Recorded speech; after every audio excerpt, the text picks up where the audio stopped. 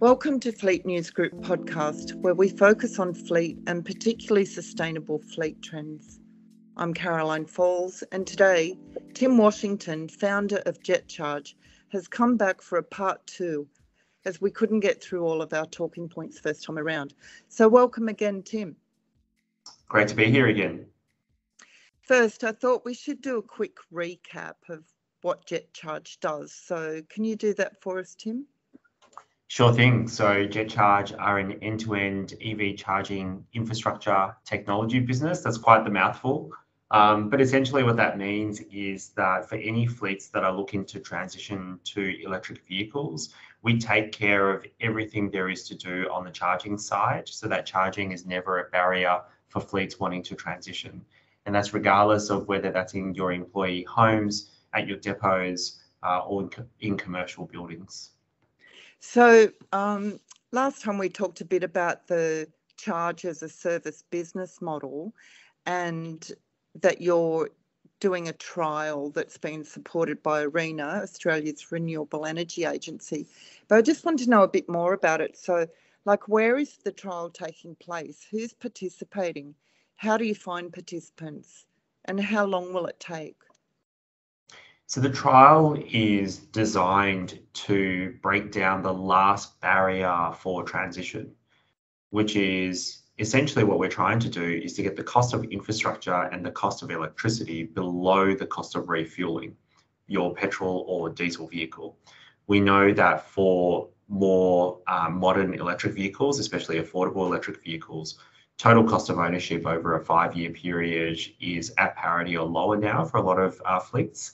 But charging infrastructure is still one of those things where there's quite a bit of expenditure up front. And so what we're trying to do is we're trying to basically get that cost down and take away those reasons to not transition. And then on top of that, to be able to service all of these cars that are parked in different places so that fleet managers don't have to. In terms of how long the trial will last, it will last about 3 years. And the aim is to, by the end of that trial, for us to have enough learnings and enough assets under management and our operations to have scaled enough to not need any government subsidy to achieve that cost saving of being below petrol and diesel. It's open to all Australian fleets, and we've got our first customers coming on board now. But it's essentially open to anyone who wants to transition to an electric fleet. And what they get is charging as a service at a discounted rate, which obviously ARENA are supporting us with. So that's kind of how it works. And then once it gets put into operation, what happens is if you've got, say, 5 cars, they're normally parked in 5 employee homes. We do everything that is required to install charging infrastructure in that home. And if that employee moves on for whatever reason, the fleet doesn't have to continue to pay for the charging station. We move it to another location. And so it's a very easy way to get going with the electric transition. Are you able to say who is participating? Not at this stage, I'm sorry. But actually, in terms of the types of businesses that are participating, they all tend to be bigger enterprises at the moment. So I really would encourage, I would say, smaller and medium fleets to contact us as well, because they're the ones who we really want to kind of get off the ground. It's the bigger enterprises, I guess, who have more resources to look at programs like this, who've been first out of the gate with us. So now we're talking about fleet, so let's get to it because we've got a fleet audience. And if you want to give us a rundown on how you can help them, how fleet operators can benefit from services you provide. Oh, yeah, Caroline, I don't normally go and do a hard sell on all of this stuff. I think for me, really, it's about how you relieve pressure on fleet managers, because let's be honest, a lot of the time, the transition to an electric fleet is driven by all types of decision makers. And our job is just to ensure that once that decision has been made, that already overworked fleet managers don't need to essentially grow a new CV and recruit a new team to look after the charging infrastructure. And I would say that given the current timelines of the vehicle industry switching to electric, we need to really start planning for the charging infrastructure now.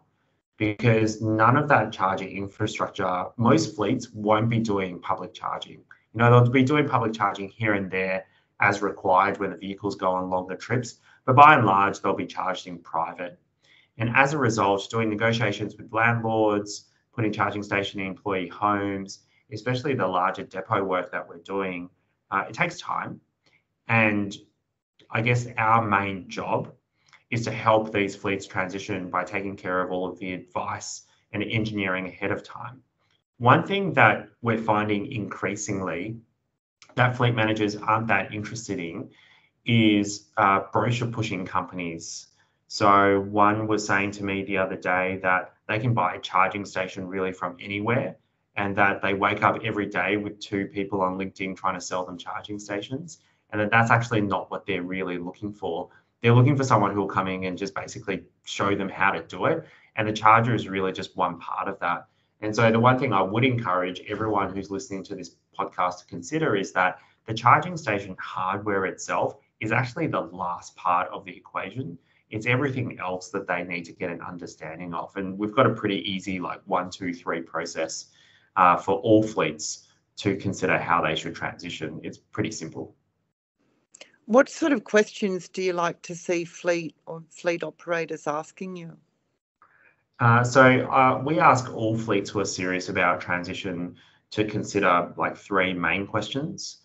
The first is to have good records on where vehicles are parked. So essentially, if you don't know the answer, get the answer. Where are your vehicles parked? The reason why that's really important is because that sets the base as to which sites need to install charging infrastructure, and therefore provides the base as to which sites you need to assess to see whether they have the right electrical capacity or which sites need energy management. The second question you need to ask is, what is my timeline? So you look at your retirement schedule for your vehicles, and that should be something pretty easy for most fleet managers to look at or ask their FMO to look at, which is, when are we going to cycle through these cars and have electric as the next one? That allows you to budget properly, and that allows you to time things properly. And then the third question, and only really after the first 2 have been really answered, the third question is, what hardware do I need and what software do I need? That's really the last question that needs to be asked, but the first 2 need to be asked straight away.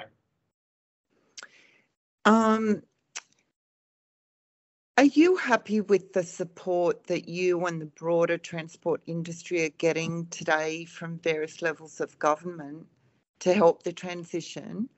And if so, what in particular pleases you?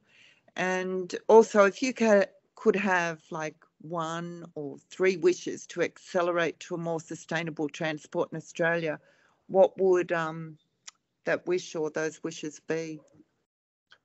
Yeah, I have some fairly controversial views on this. I don't think long-term the industry should rely on government support, because I think every industry needs to stand on its own feet. And really, for the first 9 years, JetCharge operated with no government support or policy support. And so I think we come from a slightly different place. In terms of the support that we're actually getting from the government at the moment, I would say that there needs to be a push on areas that are harder to solve and areas that lack, I would say, visual reinforcement. So what I mean by that is, public charging is really easy for political capital because everyone can see public charging stations. And so when you support a public charging rollout, that has a direct effect on how your constituents think you're going with transition support. Because every time they go to a supermarket or a shopping centre, they see it. On a road trip, they see it. However, there are things that are harder to solve that people don't see, voters don't see, and most companies don't see. And one of the things that I'm really passionate about at the moment is building up the capability for the Australian industry to tackle really hard things. And so they're things like, how do you solve EV charging in apartments? So if you've got tool of trade vehicles, but you've got people who live in apartments with off-street parking, so they've got their own car space. But if we don't solve apartment charging, then it means that the people who have their tool of trade vehicles there either rely on workplace charging or can't get an EV. Right? So that's really important. We need to solve apartment charging. And there are companies out there that are trying to solve it, but they're very small. And if they have a specialized service, how many buildings can they tackle a year? 20, 30? Like, we've got tens of thousands, if not hundreds of thousands of buildings. So you need a government program to incentivize more companies to enter this space to solve things like that. The second thing we really need to solve in the fleet space is heavy vehicle fleet, buses and trucks, as well as like commercial depots. And the reason we need to solve that now and have like a government program to target them right now is because they have the longest lead time when it comes to network connection. And so we're not going to be able to solve a lot of decarbonisation priorities if we don't get these depots connected to the electricity grid. So that requires coordinated planning between state governments, federal government, and transport operators. That's a really important one, but again, is invisible to most of the public. The third and probably the most immediate one is a federal position on fire safety when it comes to electric vehicles and EV charging in buildings. There is a lot of misinformation when it comes to fire risk of electric vehicles, especially when it comes to newer battery chemistries. And we're starting to see that in a policy vacuum where, because the only thing that's been put out by the federal government is through the Building Council Board, it's not strong enough. And so you've got all these states and different authorities doing different things and causing a lot of angst and uncertainty among fleet managers, building managers, and insurance companies. We need an official position ASAP from the government to say that the risk of fire in vehicles, electric vehicles, is extremely small, and that globally there really haven't been many cases, and that EV charging in buildings globally is not new, and that we've been doing it for a really long time. And even if you take away the ability to charge vehicles in buildings, the fact that we're all going to be driving EVs in 2050 is not going to go away. That problem is still going to be there. And so you better come up with a position now, because you're not going to stop people from buying electric vehicles. So I think those are the three things: solving apartment charging, solving depot connection to the grid, and fire safety are the three things I would really ask for. Well, I imagine with, all those views and your leadership at JetCharge, that you're involved in sort of like the broader EV ecosystem that's external to JetCharge. So I'm just wondering, like, are you on any sort of advisory boards or? Yeah, I feel like I have done my time a little bit on that front. When we started the Electric Vehicle Council, God knows, 7 years ago or whatever, we started that as the peak industry body, and that body now does extremely good work and has been one of the driving forces behind electric vehicle adoption in this country. And I was the chair for 5 years. And so I feel like I've really done that piece now. But absolutely, I do advise a lot of different parties in the EV ecosystem, sometimes whether they want it or not. and we do engage much more widely than just in our own business. But there is one thing that I will say, and perhaps one thing to encourage anyone who wants to look at kind of working in this industry, is that we actually need more companies who are building capability in terms of technology or deployment or maintenance or operations. We need more companies who are building capability rather than more companies with a lot of money. So what I mean by that is, actually, most of the charging companies that people know and love in this country are not infrastructure or technology businesses, they're funders, which basically means they have a lot of money and they spend it deploying other people's hardware, using other people's software, most of the time in a white labeled basis, and using third-party, basically, expertise for engineering and installation services, which basically means that there's no net new skills being created in this country for electrification. I'd obviously like to think of JetCharge as someone who's a bit different, and there are other companies trying to do the same thing. But most of the attention goes to those who are funding infrastructure rather than those who are building capability to create new jobs as part of this transition. And the result of that is that the political discourse and priorities that politicians put on for funding naturally fall to those with the loudest voices, who happen to have the biggest checkbooks, who are also the funders of infrastructure. And so that basically means that we have a lot of funding for public charging, which is really fantastic, and we need that. But a lot less funding for all of the things that I talked about that are hard things, but are also extremely important. And the reason why that governments don't pay as much attention to that is because the funders of infrastructure can't fund enough of those projects for it to matter right now, but it will matter in the future. I'm just concerned that the political will and timelines don't match up with Australia's capability to deliver on those timelines without additional investment and more players joining the market to help us deliver that. And one of the things that I've been really concerned about is that a lot of the players in the current market are very caught up in trying to compete with what they see as a pretty small market in terms of the overall number of jobs out there. Everyone feels like, oh, they really have to kind of grab every piece that they can right now, rather than working together to try and build up a much bigger market. Because the reality is that long term, there just won't be enough service providers to deliver the transition as it is. And we should just be trying to get more people into this market to try and deliver the transition. Because as it stands at the moment, I feel like people are fairly short-sighted. Having said that, I think there are really great organisations like the EV Council, like AFMA, who are trying to push the envelope forward. And certainly we maintain conversations with those groups. Just to finish off, and last time we spoke, you alluded to, some fantastic projects that you're working on. I wonder if you just sort of want to really get into the scene of one of your pet projects. Maybe it's a bus depot, and you say how they're perfectly suited for depot charging. A real specific case.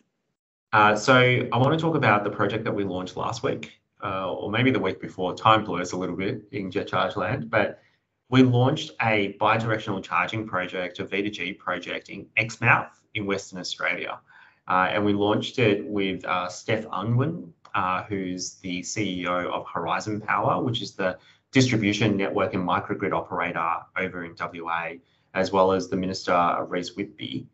And what it is 7 Nissan Leafs with 7 vehicle-to-grid charging stations in Exmouth, basically being used as vehicles for like the local commerce department, local government departments, etc.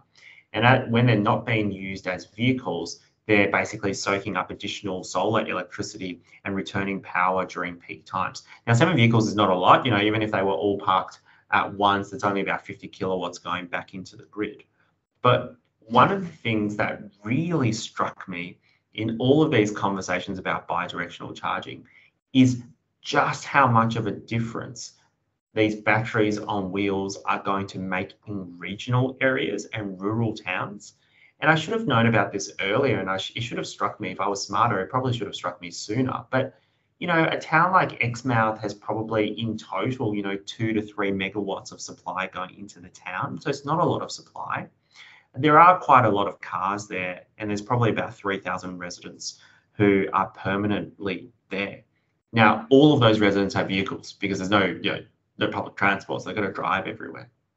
So if you had 3,000 vehicles and all of them were capable of bi-directional charging, that essentially makes up all of the storage and distribution you would need for that town, right? And you could install a lot of solar, you could soak up a lot of electricity, and you could power your homes and buildings with it. It makes a huge difference. Whereas it still makes a lot of difference, but on a kind of person-to-person basis, less of a difference in Melbourne, Sydney, Perth, but for these rural towns, it actually makes a huge difference. And so, one of the things I've been really pondering is, if we're looking at the proliferation of bi-directional charging and using these vehicles as batteries as well as vehicles, would it actually be better to start in more regional and rural towns, assuming that the product mix is right, we get youths and all of the vehicles that they're used to driving, that we actually start there, because that's where it makes the biggest difference on a per capita basis. And so I'm kind of like thinking of a few ideas at the moment on that. And that's a very specific example of how vehicles and EVs are going to make a really tangible difference to the energy setup of some locations around Australia and, possibly replicate it in the world. And if Australia can actually be a leader in that field, if we can demonstrate how we've actually used vehicles to power regional and rural towns, and here's the technology that JetCharge has created to allow that to happen, and we export that, that's something that I'd be really proud of, to say, hey, we as a country have created intellectual property to contribute to the transition globally. They're the kind of things that I think get me really excited, and I want everyone to be involved with when we think about the transition. Well, you talk about regional and rural, but there's also remote, which, I'm sure you were thinking of as well. Anyway, I think that was a great way to finish. And obviously, there's a lot more to come from you and JetCharge in the future. So I look forward to catching up with you another time, sometime down the track. Great. But thanks a lot, Tim. Thanks, Caroline. Appreciate it.